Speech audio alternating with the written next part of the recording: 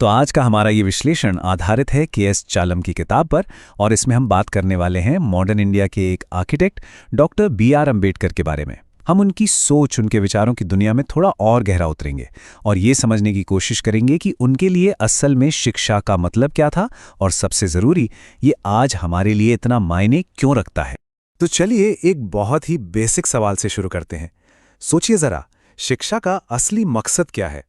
जब हम school, college, university की बात करते हैं तो आखिर हम पाना क्या चाहते हैं? सिर्फ ज्ञान या एक अच्छी नौकरी या फिर कुछ और ही है? मॉडर्न इंडिया के एक फाउंडर डॉक्टर बी.आर. अम्बेडकर के लिए इसका जवाब ना कोई डिग्री थी, ना ही कोई नौकरी। उनके लिए जवाब सिर्फ एक शब्द में था, लिबरेशन, यानी मुक्ति। एक ऐसी आज़ादी जो समाज के बनाए बंधनों को तोड़ दे और इंसान को उसकी असलियत, उसकी पूरी क्षमता का एहसास कराए। और अम्बेडकर की ये जो क्रांतिकारी सोच थी, ये विजन था, ये आया कहाँ से? ये पैदा हुआ उनके अपने संघर्ष से। वो लड़ाई जो उन्होंने उस समय की बेहद गहरी जड़ें जमा चुकी जाति व्यवस्था के खिलाफ लड़ी थी। चलिए इसी को थोड़ा और गहराई से समझते हैं। देखिए, अम्बेडकर को सिर्फ एक नेता के तौर पर देखना सही नहीं होगा। वो एक मल्टी फैसेटेड पर्सनैलिटी थे। वो एक न्यायविद थे, एक अर्थशास्त्री, एक पॉलिटिशियन और एक समाज सुधारक, और सबसे बढ़कर भारत के संविधान के प्रिंसिपल आर्किटेक्ट। एक ऐसा इंसान जिसने अपनी पूरी जिंदगी उन लोगों के लिए लगा दी जो समाज के हाशिए पर थे। और पता है, अम्बेडकर के ये जो विचार थे वो अकेले नहीं थे। उन पर जॉन ड्यूई जैसे अमेरिकी फिलोसोफर का बहुत गहरा असर था। ड्यूई का मानना था कि असली डेमोक्रेसी मतलब सच्चा लोकतंत्र सिर्फ कानूनों से नहीं बन जाता, ये बनता है लोगों के सोचने के तरीके से, उनके आपसी संबंधों से। और अम्बेडकर के लिए इसी सोच को बदलने की चाबी थी एजुकेशन, यानी शिक्षा। लेकिन जाहिर है, एक नया सिस्टम बनाने से पहले जो पुराना सिस्टम था उसे तोड़ना जरूरी था, और अम्बेडकर ने यही किया। उन्होंने उस वक्त की कॉलोनियल एजुकेशन सिस्टम की जमकर आलोचना की, क्योंकि वह मानते थे कि ये सिस्टम बराबरी लाने के लिए नहीं, बल्कि समाज में जो असमानता थी उसे बनाए रखने के लिए डिजाइन किया गया था। अगर कागजों पर देखें तो ब्रिटिश पॉलिसी का मकसद था कि भाई नेटिव्स का एक ऐसा क्लास तैयार करो जो एडमिनिस्ट्रेशन में मदद कर सके। लेकिन अम्बेडकर ने इसकी असलियत को सामने रखा। हुआ ये कि एजुकेशन का फायदा सिर्फ कुछ गिनी चुनी अपर कास्ट को ही मिला, जबकि देश की जो बड़ी आबादी थी जिनसे सरकार रेवेन्यू यानी टैक्स वसूलती थी, वो अनपढ़ ही रही। और हाँ, ये आवाज उठाने वाले सिर्फ अम्बेडकर ही नहीं थे। उनसे भी पहले ज्योतिराव फुले ने 1882 में ही इस अन्याय पर सवाल उठाया था।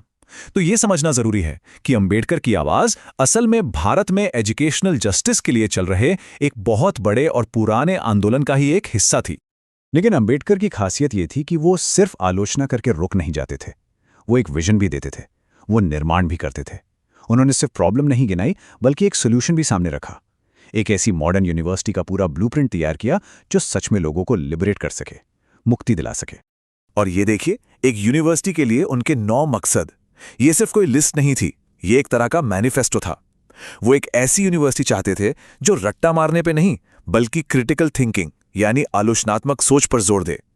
एक ऐसी जगह जहां स्टूडेंट्स को सिर्फ फैक्ट से भरा ना जाए, बल्कि उन्हें सवाल पूछना सिखाया जाए, सबूतों को तौलना सिखाया जाए और अपनी राय बनाना सिखाया जाए, ना कि किसी की भी बात पे आंख बंद करके यकीन कर लेना। और उनके आइडियाज सिर्फ थ्योरी तक ही सीमित नहीं थे, वो बहुत प्रैक्टिकल थे।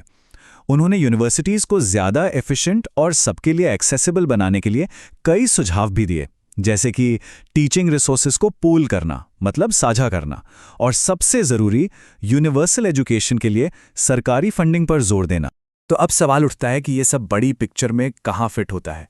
देखिए, अम्बेडकर के लिए एजुकेशन कोई आइसोलेटेड चीज़ नहीं थी, मतलब कोई अलग थलग चीज़ नहीं। ये किसी भी देश की पॉलिटिकल और इकोनॉमिक हेल्थ से सीधे सीधे गहराई से जुड़ी हुई थी। पॉलिटिकल डेमोक्रेसी के लिए उनके ये 4 सिद्धांत देखिए।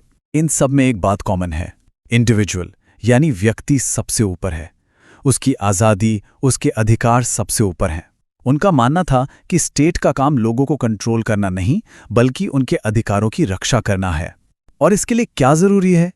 एक पढ़ा लिखा नागरिक जो अपने राइट्स को समझे और उन्हें डिफेंड कर सके। और यहीं पर सबसे क्रूशियल पॉइंट आता है। अम्बेडकर का यह मानना था कि पॉलिटिकल डेमोक्रेसी यानी राजनीतिक लोकतंत्र तब तक अधूरा है जब तक लोगों को आर्थिक और सामाजिक लोकतंत्र न मिले। इसीलिए उन्होंने एक स्ट्रांग पब्लिक सेक्टर की वकालत की, ताकि जो मार्जिनलाइज्ड कम्युनिटीज हैं, जो हाशिए पर हैं, उन्हें इंडस्ट्री और एजुकेशन में मौके मिले और वो समाज का एक एक्टिव हिस्सा बन सकें। तो सवाल ये है कि ये विचार जो लगभग 100 साल पुराने हैं, आज भी इतने रेलेवेंट क्यों हैं? चलिए देखते हैं। एक सवाल है, क्या जो प्रेजुडिस होता है, मतलब जो हमारे मन में किसी के लिए पहले से बनी बनाई धारणा होती है, क्या वो सच में किसी के परफॉर्मेंस पर असर डाल सकती है? इसका जवाब शायद थोड़ा चौंकाने वाला हो। वर्ल्ड बैंक की एक स्टडी इस बात को बहुत साफ तौर पर दिखाती है। एक एक्सपेरिमेंट किया गया। जब स्टूडेंट्स की जाति अनाउंस नहीं की गई तो उनके परफॉर्मेंस में कोई फर्क नहीं था, सब बराबर थे। लेकिन जैसे ही उनकी जाति बताई गई, जो लोअर कास्ट के स्टूडेंट्स थे, उनके परफॉर्मेंस में एक बड़ी गिरावट देखी गई। यह इस बात का पक्का सबूत है कि सोशल प्रेजुडिस का कितना रियल और कितना नुकसानदेह असर होता है। कितनी गिरावट? पूरे 25% की।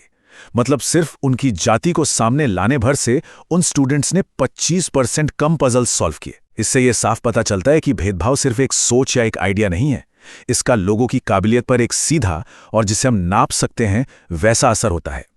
और बस यही बात अंबेडकर के विचारों को आज के दौर में और भी ज्यादा जरूरी बना देती है।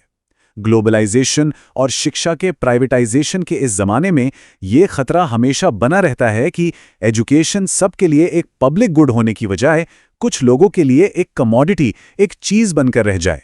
बराबरी की शिक्षा के लिए जो लड़ाई है वो आज भी जारी है।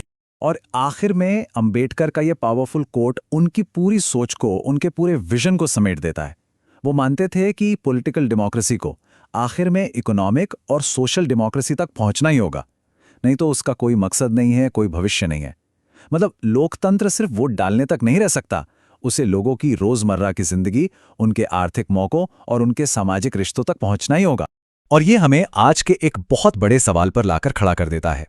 इस दुनिया में जहां असमानता लगातार बढ़ रही है, हम अंबेडकर के इस विजन को, इस सोच को कैसे जिंदा रख सकते हैं?